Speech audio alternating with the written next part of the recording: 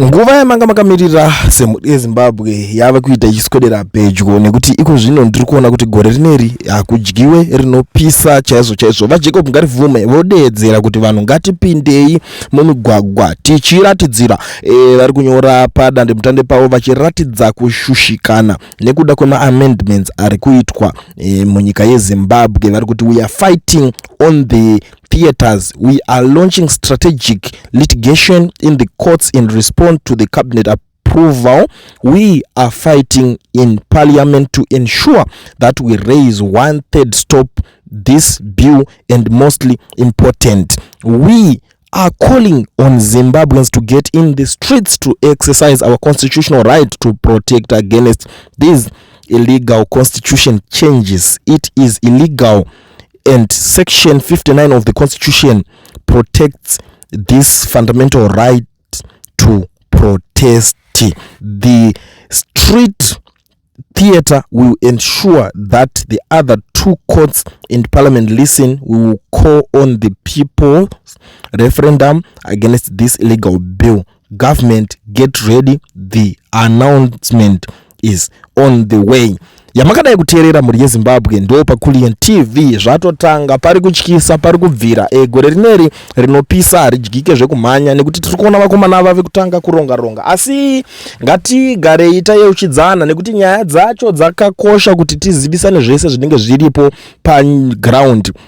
Tisataure nyaya ine one side. Musvondo rapera iri vapresident Emmerson Mnangagwa vakadeedzera amnesty vakati aiwa vamwewo vakura vagara vakasevha nguva yakareba majeri, vanhu ngavachibuda majeri kureva kuti vari kuempta majeri. Ende ndiri kutoona kune vamwe vanhu veZANU-PF vari kugara vadeedzera mathreats iko zvino pane nyaya iyoyi iri kutaurwa navaJacob Ngarivume. Vari kuti Chikurubhi will be empty in few days to come.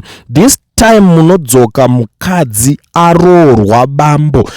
VaJacob Ngarivume vanozivikanwa nembiri yekusungwa nekuvharirwa kasingapere kasingaverengeki. Uchingonzwa kuti nhasi vasungwa pane zvaitika zvakadai so vavharirwa. Zvinhu zvese izvozvo zvinenge zvichingoitika kasingapere. Saka iko zvino vave kuyeuchidzwa zvekare nomumwe munhu wekuZANU-PF kuti aiwa zvamataura tazvinzwa bambo, asi chenjerai kuti muchadzoka ikoko mukadzi aroorwa, nekuti kureva kuti hanzi munogona kuzounogarisa nguva yakati rebei, nekuti ipapa patave ndo panonzi patambo pafinal touch. Ende zvizvozvo zvichinge zvazopera handifunge kuti kuchange kuine mamwe maZimbabweans vachazosumuka vachida kuzopikisa kana nekupikisana nemutemo iyoyi inenge yazoiswa, nekuti panenge pave kupisa kuti zvinhu izvo zvinge zvichiitika. Saka vaJacob Ngarivume vari kutaura kuti kumakoti tiri kupedzerana, kumaparliament tiri kupedzerana, mumigwagwa mumastreets pakuratidzira vari kutaura zvekare kuti tiri kuzopedzerana.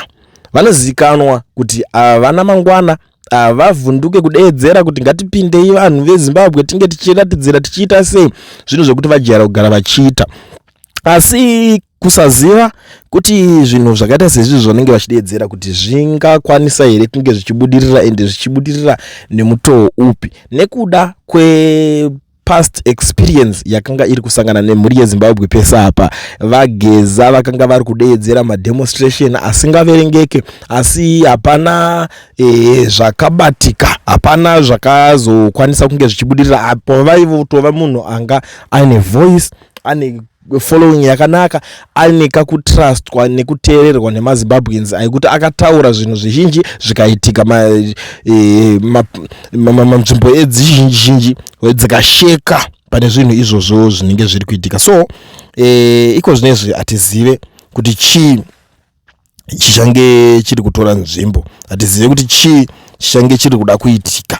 Dzimwe nguva zvinobudirira, dzimwe nguva zvinogona kutadza kubudirira, asi chakakosha ndechekuti tingozivisana kuti ndo zvinenge zvatodeedzerwa nevarume ivava vatogadzirira kuti aiwa handei tinoonesana navo kumaparamenti, kumastreets kwakawanda wanda.